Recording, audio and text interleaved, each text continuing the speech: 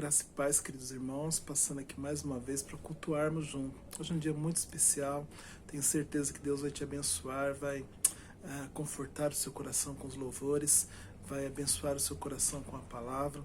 Existe um ditado que diz o seguinte, que o que os olhos não veem, o coração não sente.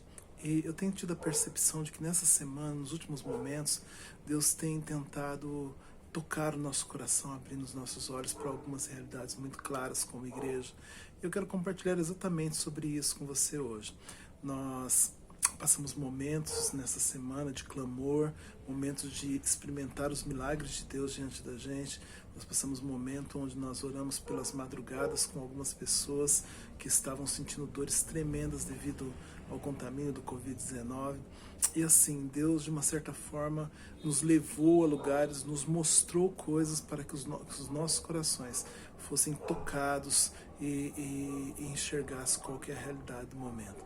É sobre exatamente isso que eu quero falar com você nessa noite. Fique comigo, louve a Deus, nós vamos tocar alguns louvores agora. Em seguida vamos estar compartilhando a palavra de Deus. Deus te abençoe, até daqui a pouco.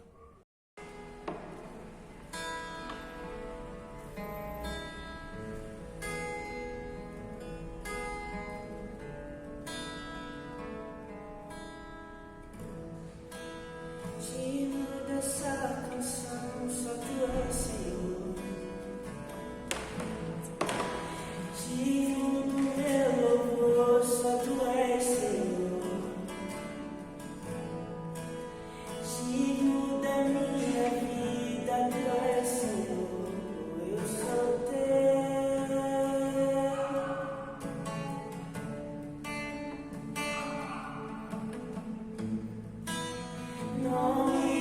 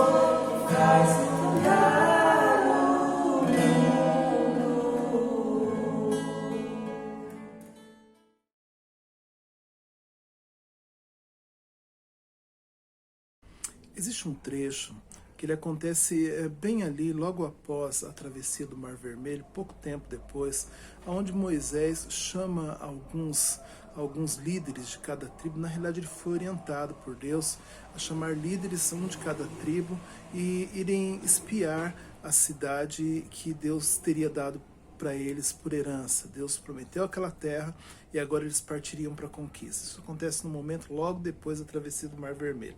E o Senhor disse a Moisés: envia alguns homens em missão de reconhecimento à terra de Canaã, terra que dou aos israelitas. Envia um líder de cada tribo, dos seus antepassados. Assim Moisés os enviou do deserto de Parã, conforme a ordem do Senhor. Todos eles eram chefes dos israelitas. Quando Moisés os enviou para observar em Canaã, disse: subam pelo Neguebe e prossigam até a região montanhosa. Vejam como é a terra, e se o povo que vive lá é forte ou fraco, se são muitos ou poucos, se a terra em que habita é boa ou ruim, se as cidades em que vivem são cidades sem muros ou fortificadas, se o solo é fértil ou pobre, se existem ali florestas ou não. Sejam corajosos, tragam alguns frutos da terra. Era a época do início da colheita das uvas.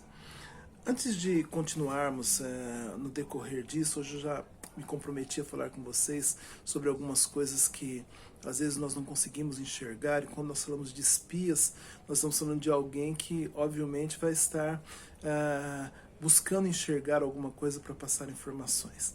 E assim, a gente tem que verificar a característica desses espias para entender claramente que não eram pessoas desqualificadas. Os textos dizem que eles eram líderes, e eram líderes de tribos, das tribos que haviam vindo do Egito. E normalmente líderes, eles têm algumas características que são peculiares na liderança. Normalmente um líder, ele é visionário.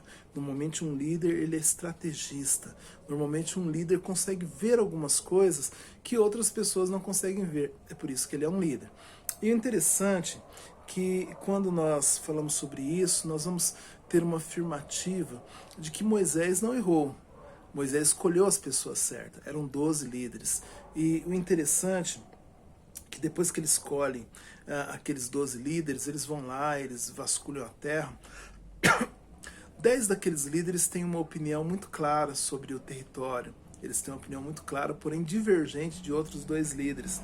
Esses 10 chegam e, amedrontados, dizem que o negócio não dá não, que a coisa ia ficar difícil, que era complicado, que ali era uma terra que o povo ia matar eles na unha praticamente, né? Pode parecer estranho, mas a afirmação dos 10 é uma coisa que é importante se analisar. Eles foram exatamente ali para verificar o território e expressar uma opinião.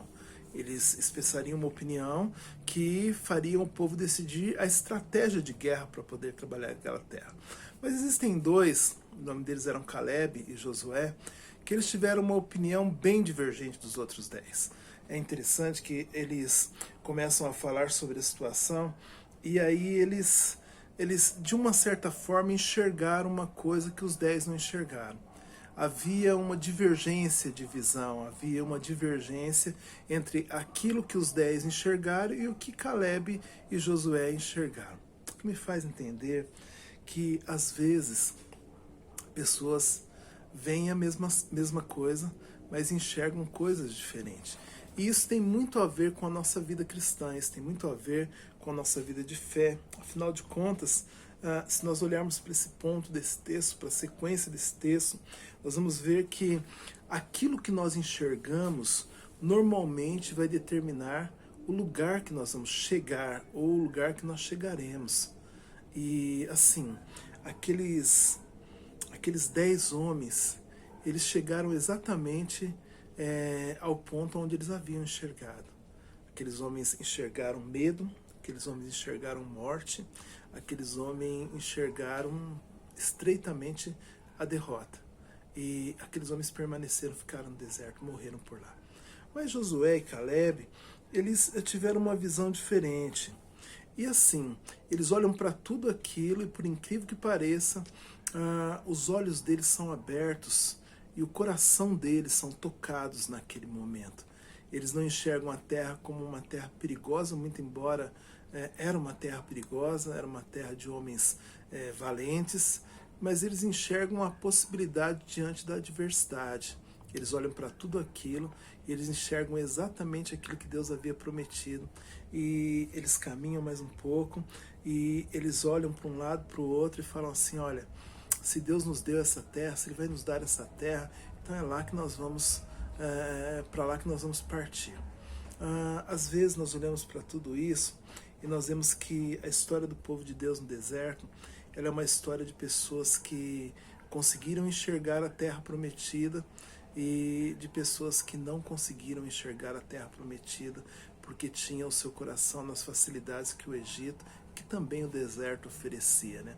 Às vezes as pessoas falam do deserto ser um lugar de aprendizado, e de fato foi, mas o deserto era um lugar onde Deus conduzia, alimentava, tratava, cuidava, ensinava o seu povo, e de certa forma muitas pessoas se acomodaram com aquela terrível situação de um novo que não era agradável, mas que dava para suportar. Isso tem muito a ver com o que nós estamos vivendo agora.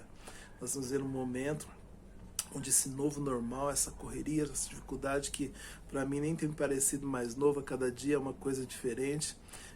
A gente já perdeu as estribilhas de quanto novo normal acontece. Para mim, muitas pessoas podem se acomodar diante da situação para que a gente está passando. E assim, a igreja de Jesus, ela nunca foi chamada para estar parada e acomodada num lugar. E aí, nós vamos olhar para a história desses 2 homens e diante das características de homens visionários, homens que enxergavam e que passaram vitoriosos e que alcançaram a terra prometida, nós temos alguns ensinamentos muito profundos que nos fazem enxergar, é interessante, né? Mas nos fazem enxergar aquilo que os nossos olhos não nos podem mostrar, mas que também nos faz pessoas vitoriosas. E para isso, uma característica fundamental daqueles 2 homens deve ser observada com muito carinho. O fator de eles conseguirem enxergar além do que os 10 espias estavam enxergando envolvia diretamente a crença daquele povo. A crença daqueles 2, na realidade, naqueles 2 espias corajosos. E crença tem a ver com enxergar além daquilo que você pode ver. Você enxergar possibilidade aonde a única coisa que dá para a gente palpavelmente estar olhando são adversidades, são dificuldades. E talvez isso te faça lembrar alguns dos momentos que você tenha passado até recente, bem fresquinho, até durante essa semana. Ter que enxergar possibilidades aonde só existe adversidades. O primeiro passo de uma pessoa vitoriosa nunca é a ação, muito embora as pessoas acabem acreditando nisso. O primeiro passo de uma pessoa vitoriosa é a crença que ele deposita em algo que é mais poderoso do que ele e que conquista a mente dele de uma maneira que arde no coração dele para que ele possa viver aquele momento de vitória. E aí eu entendo que nós temos uma ansiedade muito grande em fazer as coisas acontecerem e em agir, mas de repente, se formos fazer uma comparação, a ação, ela sem a crença é a mesma coisa de uma casa sem alicerce. Na hora que a tempestade vem, ela vai a pique, ela vai a chão. Então nós precisamos sustentar a nossa ação com a nossa crença. E quando eu falo sobre crença, não tenho dúvidas, eu estou falando sobre aquilo que nós cremos a respeito de alguém que é mais forte do que nós. Aquele que venceu as batalhas para mim e para você, aquele que nos tirou do pecado, nos trouxe para a maravilhosa luz dele, aquele que nos chama para uma vida de vitória. Aliás, ele nos diz que não chama apenas para uma vida de vitória, ele chama para uma vida onde nós seremos mais que vencedores, de glória em glória, de vitória em vitória. E para isso nós temos que alimentar a nossa crença. utilizar a nossa crença, entender que é um processo de crer e quando cremos estamos sustentados e Ele nos sustenta a cada momento. Ao voltarem os dois espias depois do relatório, foi interessante assim, né? Eles voltaram e eles deram um relatório bem pessimista, mas assim, a fala de Josué e Caleb, eu não vou gastar muito tempo falando sobre a fala dos 10 espias, mas eu quero ler com você a fala de Josué e de Caleb, que se encontra lá no capítulo 14, versículos 6 a 9, diz o seguinte: Josué, filho de Num, e Caleb, filho de Jefoné, dentre os outros que haviam observado a terra, rasgaram as suas vestes e disseram a toda a comunidade dos israelitas: a terra que percorremos em missão de reconhecimento é excelente. Se o Senhor se agradar de nós, Ele nos fará entrar nessa terra onde mana leite e mel, e a dará a nós. Somente não sejam rebeldes contra o Senhor, e não tenham medo do povo da terra, porque nós o devoraremos como se fossem pão. A proteção deles se foi, mas o Senhor está conosco. Não tenham medo. Eu acho bacana essa passagem, e não só bacana, porque os espias, os outros 10, já tinham apresentado os seus relatórios. E assim, a exceção de Josué e Caleb, o que eles viam eram coisas totalmente diferentes. Eles tinham dito que era um lugar complicado, que eles iam ser esmagados, que a coisa ia ficar diferente, que ia ficar feia pro lado deles. E aí é interessante nós pensarmos que existe uma diferença de visão entre os dois espias, Josué e Caleb, e os 10 espias. Enquanto dois enxergavam com os olhos e ultrapassavam isso, eles enxergavam com a mente, com as possibilidades, e enxergavam também de determinada forma que o coração deles ardia por aquela terra. Aqueles outros 10 só viam. Eles viam aquilo que o olho proporcionava. O coração deles estava cheio de dúvida, tanto que eles não lembram que a terra era promessa de Deus. E o que é promessa de Deus não depende estreitamente do nosso mover, mas do mover de Deus. Nós devemos fazer exatamente aquilo que Deus diz. É Ele quem nos move. E aqueles 10 espias acabaram tendo problemas sérios, porque eles olhavam para tudo aquilo e não criam como sendo algo que ardia o coração deles e que, de uma certa forma, fazia-os enxergar as possibilidades que Deus tem para cada um de nós em momentos de adversidade, em momentos de dificuldade. Agora preste atenção, todos os espias que ostentaram aquele tipo de relatório, aquela visão, onde eles iriam morrer, que a coisa ia ficar difícil, todos eles, de fato morreram, todos os 10. E nem precisou chegar na Terra Prometida, nem chegou a necessitar eles entrarem na terra onde haviam homens enormes, onde havia uma dificuldade tremenda. Eles morreram no deserto mesmo. E pior de tudo isso é que aquele relatório foi o relatório que o povo gostou. Quando eles falaram sobre aquela questão, o povo falou assim: opa, então vamos ficar por aqui mesmo, tá bom do jeito que tá, vamos ficar aqui mesmo. Mas Josué e Caleb, quando eles tratam a questão do relatório deles e falam que aquela terra é boa, que nós acabamos de ler, parece-me que o povo não gostou muito. Os trechos seguintes dizem que eles quase foram apedrejados. Então, muitas vezes pode parecer estranho, né? Mas as pessoas não querem um relatório de desafio, não. Muitos não querem um relatório de desafio. Às vezes as pessoas querem ficar esperando para ver no que vai dar, porque afinal de contas, se já está tudo bem, se está tranquilo, ou se está dando para sobreviver, então não vamos mexer nisso. Mas não é para isso que Deus nos chamou. Ele nos chamou para ser igreja, e igreja é viva, e igreja se movimenta de forma vitoriosa em momentos de dificuldade. Nunca se esqueça disso. A igreja não existe para estar acuada, ela existe para continuar afrontando os poderes malignos que existem por aí e pregar o evangelho do nosso Senhor Jesus Cristo. Esse é o nosso papel como igreja. E aí você já pensou, é interessante para pensar diante disso, né?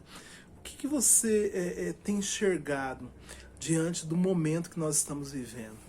Eu não estou falando o que você tem visto, porque se você quer ver alguma coisa, basta você ligar a televisão e você vê que nas últimas 24 horas nós excedemos o número de 3.500 mortes. Isso é o que nós vemos. O que eu estou te perguntando é o que Deus tem feito arder o seu coração. O que é que você tem enxergado?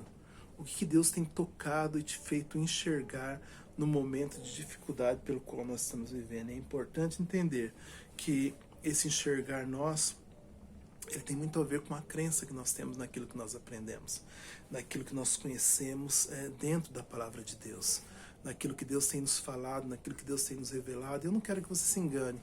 Eu não estou falando desse monte de profecia que está aparecendo aí pelas redes sociais, dizendo que dentro de aproximadamente uma semana a coisa vai ficar de uma maneira que na realidade já está, né? Ou então que tudo vai acabar e acabou tudo. Ou então esses tipos de profecias que estão dizendo que aqueles que não acreditam neles vão morrer em 15 dias. Não é disso que eu estou falando. Eu estou dizendo para você, dentro do contexto daquilo que você aprendeu da palavra de Deus, o que arde o seu coração para viver no momento pelo qual nós estamos vivendo. O que Deus tem te tocado e tem falado profundamente. Olha, vai e faça isso, enxergue essa possibilidade em meio a um momento de adversidade. Ontem eu estava assistindo, na realidade não era nem eu que estava assistindo, minha esposa apenas compartilhou comigo uma das aulas dela da faculdade, e ela falou de um dos empresários aqui paulistas, bem-sucedidos, que citou uma frase que era a seguinte: ele falou assim que tempos de crise são também tempos de oportunidades. E ele conta a vida dele, os momentos de crise, o que aquilo desafiou ele a viver uma nova perspectiva de vida. Às vezes o que falta para a gente é entender que a terra está em crise, mas o reino não tem crise. O reino não tem crise. Então, por mais que nós vivamos neste mundo, passamos por dificuldade, nós fazemos parte de um reino que ele enxerga possibilidades em meio às adversidades. E, aliás, se você for analisar bem, não existe um povo mais caracterizado ou mais específico para falar disso. Afinal de contas, o nosso conteúdo de vida ele é baseado na fé. Então, quando você fala sobre igreja, você está falando sobre fé. Não tem como desvincular a igreja de fé. Não tem como desvincular o nosso credo religioso da crença que nós temos em Deus. E se nós temos essa crença em Deus, nós vamos acreditar que todo momento de crise também é um momento de oportunidades. É um momento de oportunidades. E aí, quando nós falamos sobre isso, nós entendemos que é possível sim transformar crises em momentos oportunos para fazer muita coisa dentro do reino de Deus e para entender que isso é apenas uma oportunidade de continuar pregando o Evangelho. Mas que tipo de oportunidade que a igreja tem em tempos de crise? Que tipo de oportunidade que eu e você podemos ter em tempo de crise? Que oportunidade que é essa que esse pastor está falando? Como é que funciona isso, né? A oportunidade principal que eu quero tratar com vocês aqui é que nesse momento de sede, nesse momento de fome de soluções, a igreja tem oportunidade de exercer o seu papel de igreja na terra. Exercer o seu papel de igreja na terra. Observe uma coisa, o tempo que Jesus chegou aqui na terra e ele constituiu a igreja dele, talvez tenha sido um dos piores momentos pelo qual a terra estava passando. E Jesus especificamente escolheu aquele momento. Tempos de adversidades também são tempos de possibilidades. E talvez você me pergunte aqui assim: mas o que é ser igreja? O que é participar neste momento e atuar como igreja, né? Eu vou tentar fazer um desenho na sua mente. Imagine você, todos aqui conhecem o que é uma laranjeira, né? Um pé de laranja, né? Tão famoso, a maioria de vocês talvez já tenha visto, o mesmo pessoal que mora aqui em São Paulo. Então, quando está um tempo difícil, aquele pé de laranja, normalmente ele dá laranja. Ele dá laranja. Quando está um tempo mais complexo, é normal que ele dê laranja. Quando o tempo fica melhor, também ele dá laranja. Se for de noite, ele produz laranja. Se for de dia, ele também produz laranja. É natural de uma árvore produzir o fruto qual ela foi destinada a produzir. Com a igreja não é diferente. Igreja, num momento de crise, ela não deixa de ser igreja ou de não praticar o que é ser igreja. E olha que está distante do que eu estou falando, ir para o culto no domingo e estar orando, estar cultuando no domingo. Isso é muito bom e nós gostamos, mas ser igreja vai além disso. Ser igreja vamos tentar assim observar, nós em tudo que nós vivemos, enxergarmos a oportunidade de atuar como igreja, de fazer aquilo que a igreja faz, de agir da maneira que a igreja faz. Mas o que a igreja faz, né? Que não muda, que ela faz tanto em tempo de crise como fora do tempo de crise?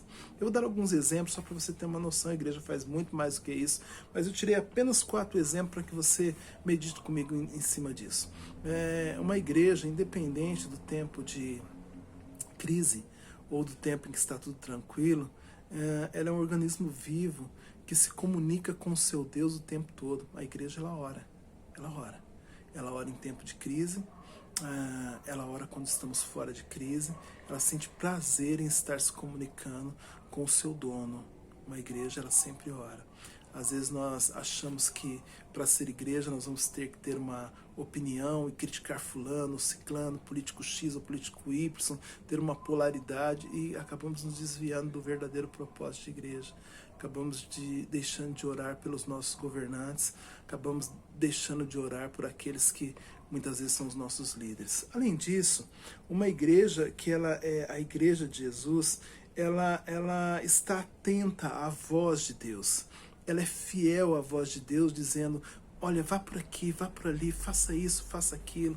Olha, eu tenho alguém que está necessitado, você precisa estar trabalhando essa vida dessa pessoa, alguém precisa do evangelho. De alguma forma, mesmo em tempo de crise, é papel da igreja ouvir o mundo, ouvir aqueles que batem à sua porta. E assim, a igreja de Jesus, além disso, ela é empática com as pessoas que estão ao seu redor. Eu não consigo enxergar a adoração de um crente, de um cristão, que consegue permanecer o tempo todo com as 2 mãos erguidas para cima, sem esticar uma dessas mãos ao lado e abraçar aquele ou socorrer aquele que está precisando. Para mim, um verdadeiro adorador, ele tem uma característica muito clara. Ele não é apenas aquele que canta bonito, mas aquele que, enquanto ergue uma mão para os céus, ergue a outra ou estende a outra para o lado, para aquele que está precisando. Para mim, isso é a realidade do verdadeiro adorador. Não é a realidade de alguém que canta bonito e alguém que faz boas firulas diante do canto. É aquele que consegue erguer uma mão para Deus e esticar uma mão para o próximo. Essa é a característica do verdadeiro adorador, é a característica da verdadeira igreja. E não é só isso. Uma igreja que ela faz o papel dela, ela acredita naquilo que Jesus promete, naquilo que Jesus prometeu, na forma que Jesus prometeu. Ela não é uma igreja especulativa que fica tentando caçar de um lado para o outro para ver se vai ter mais alguma coisinha para se falar. Ela simplesmente lê a palavra de Deus e ela diz assim: olha, esse é o Deus que eu sirvo, ele prometeu isso, então é nisso que eu vou me firmar. Eu não preciso ficar caçando para um lado ou para o outro. É a igreja viva, a igreja clara, a igreja do Senhor, que é conduzida segundo a voz do Senhor. Isso é a igreja de Jesus. Então, essa igreja, ela ora, essa igreja, ela se compadece, essa igreja, ela é direcionada por Deus, essa igreja, ela é ministrada por Jesus. Em todo tempo, quer seja em crise, quer seja fora de crise. É igual o pezinho de laranja que eu falei para vocês. Em crise ou não, a manifestação daquele pezinho de laranja é dar laranja. Não vai dar abacate, nem muito menos cenoura. Ele vai dar laranja. Então nós precisamos observar isso. Nós não mudamos a nossa característica porque o mundo muda o posicionamento quanto a uma crise ou não. Nós estamos num reino que ele é inabalável. E esse reino nos mostra claramente que nós devemos viver uma vida voltada para Deus e enxergar isso com clareza. Qual que é a vontade de Deus para as nossas vidas neste momento, né? Muito importante entender isso. Agora, o interessante, a gente olha para tudo isso e a gente faz um paralelo com a vida de Josué e Caleb. Nós vamos, nessa passagem, enxergar 2 pessoas que, independente do momento de crise, independente do momento de dificuldade, eles geravam o mesmo fruto. Independente do mundo que estava vivendo ao lado deles, eles eram aqueles que criam na promessa de Deus. Isso é ser igreja. Muito embora naquele tempo ainda não se ouvia vislumbres da palavra Assembleia dos Santos, ou da igreja, ou do chamado para fora, já havia-se um povo escolhido, um povo de Deus. Isso é ser igreja. Olhar para a vida desses 2 irmãos quando eles olham para a terra prometida, que realmente oferecia perigo.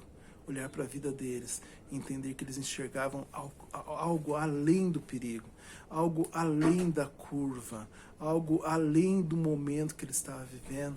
é entender também que a igreja não deve ser diferente. O que é que Deus tem nos incomodado e tocado o nosso coração, feito arder o nosso coração e tem dito assim, olha, vocês precisam ser igreja no contexto, no mundo que vocês estão vivendo. Então nós precisamos olhar isso com muito carinho. Eu quero concluir, na realidade, com alguns pontos que eu acho muito importante para nós. Um deles é que a nossa crença, ela tem a ver claramente com ouvir a voz de Jesus nos falando o que é que nós devemos fazer neste momento como igreja. Não tem como ser diferente. Em meio a momentos de dificuldade, discernir o que Jesus diz claramente é essencial. Isso não vai acontecer se nós não buscarmos apoio dentro da palavra de Deus. Não adianta ir às cegas. Na realidade, o que Deus tinha para falar para cada um de nós, Ele falou na palavra dEle.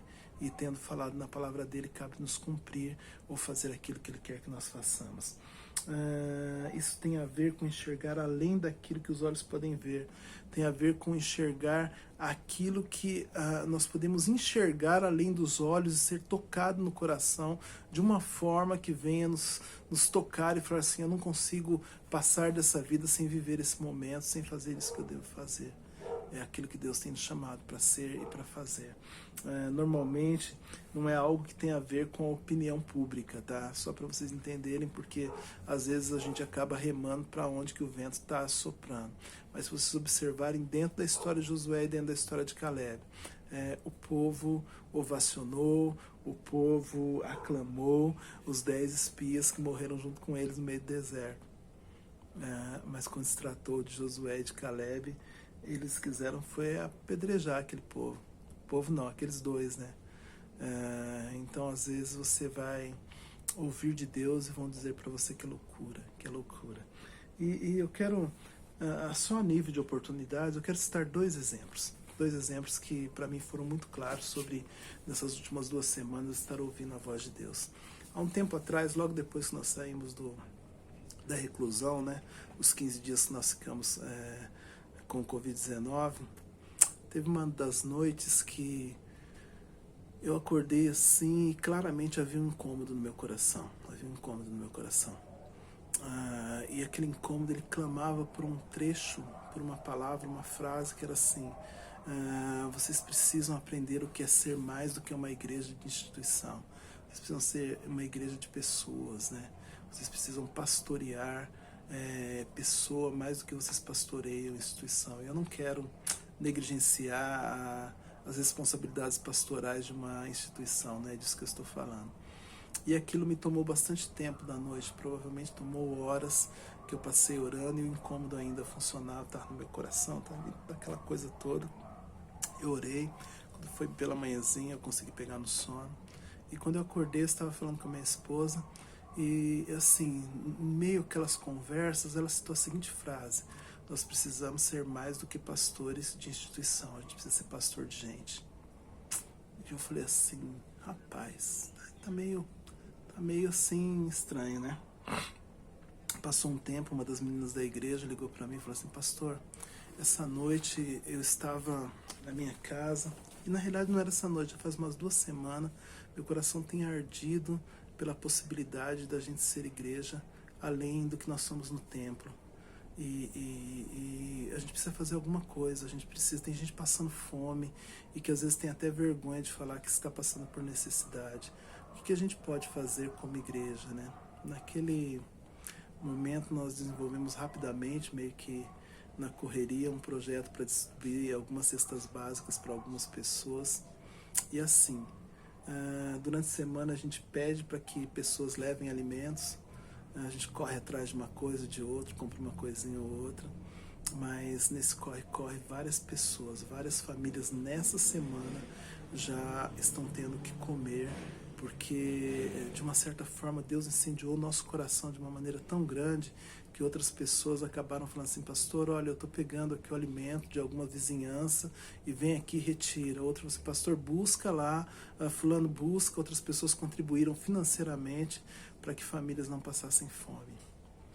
E o que eu quero dizer com isso?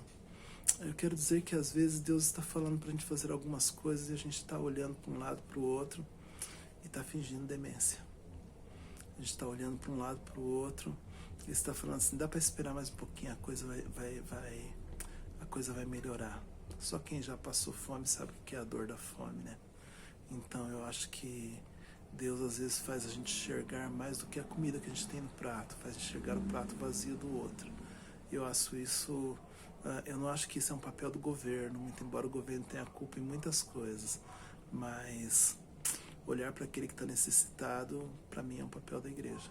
Para mim é um papel da igreja. E se você quiser contribuir com isso, aproveitar o momento, é só nos procurar. Nós ainda estamos tratando vidas, ainda existe muita gente que está com fome.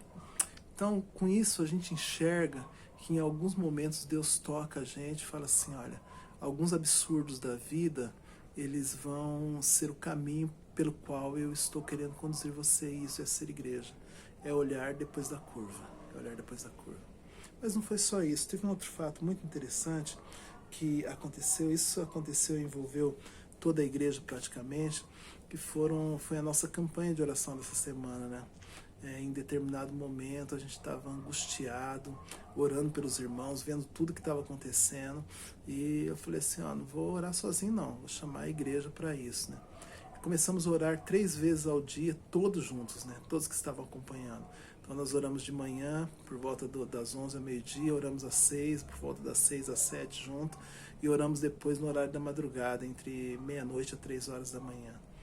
E assim, eu fiquei assim surpreso com a resposta de Deus.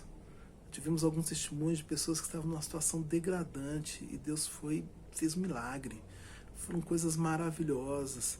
Eu tive testemunho de algumas irmãs e irmãos, assim, irmãs de 90 anos quase. Falou assim, pastor, olha, eu tô contigo nessa.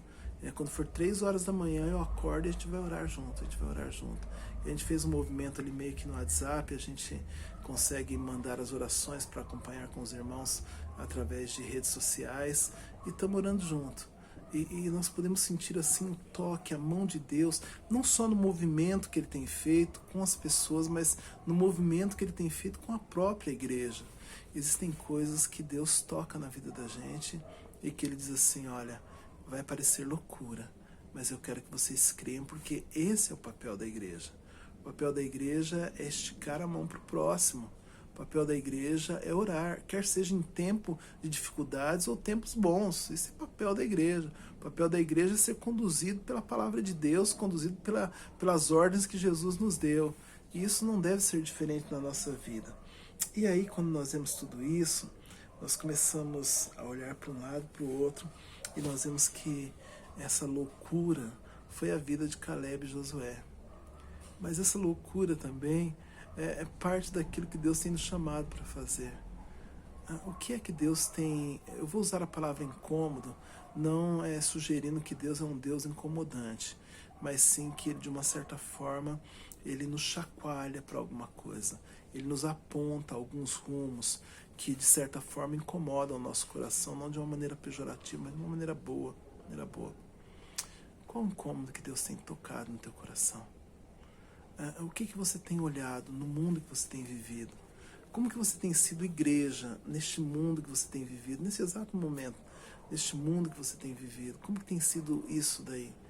Será que a gente está indo na mesma onda daqueles que ficam em casa esperando a crise passar e tacando pau no governo, falando de política, postando coisinha aí de que o mundo vai acabar depois da manhã, profecia de que Deus vai matar fulano, vai matar cicrano?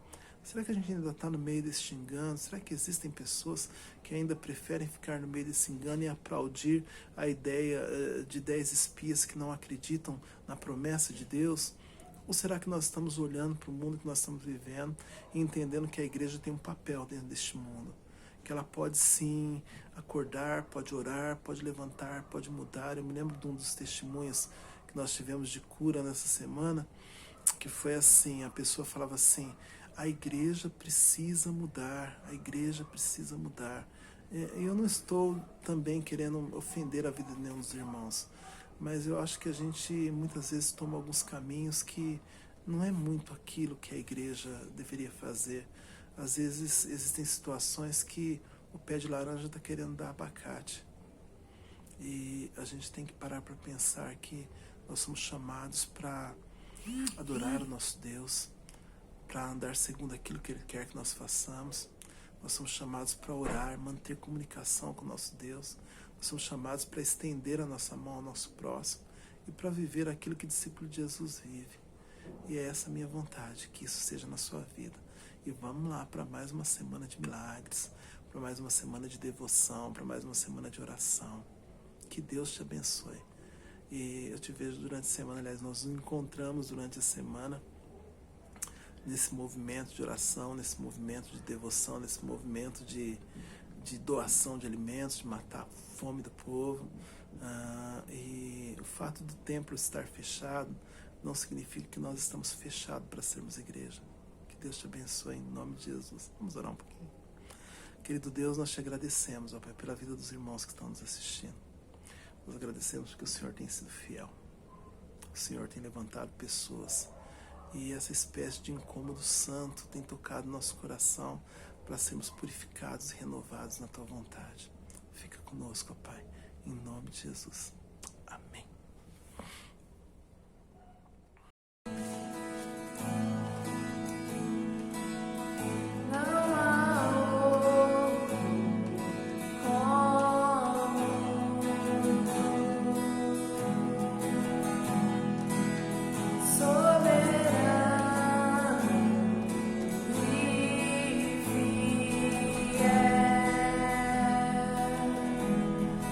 Não há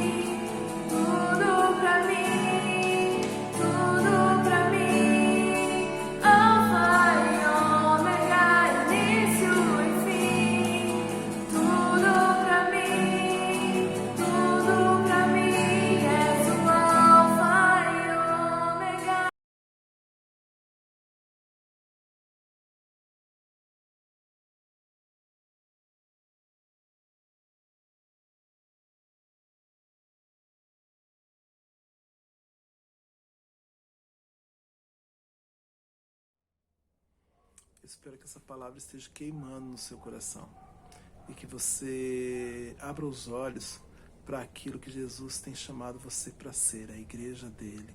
Que Deus venha te abençoar. Durante a semana nós vamos continuar com as nossas orações que acontecem aí nos horários. Nós estamos fazendo 3 vezes por dia, né? Nós vamos fazer a oração durante o dia e a oração da madrugada. Vão ser 2 orações com devocionais para que você faça a sua devocional, para que você ore junto com a gente, participe desse projeto maravilhoso de estar orando. Quero também dizer para você que tem sido contribuinte com a nossa igreja, tanto com a igreja do Aracaré quanto da igreja da Vila Morim, que Deus tem feito maravilhas com a sua devoção, viu? Deus te abençoe, Deus te abençoe. E você que ainda não tem experimentado essa possibilidade de ser uma pessoa fiel, saiba que você está perdendo muita coisa. Deus te abençoe também, mas saiba que muita coisa ela ocorre diante da fidelidade de um crente. Durante a semana eu vejo vocês, que Deus abençoe vocês, e fiquem com Deus, um forte abraço.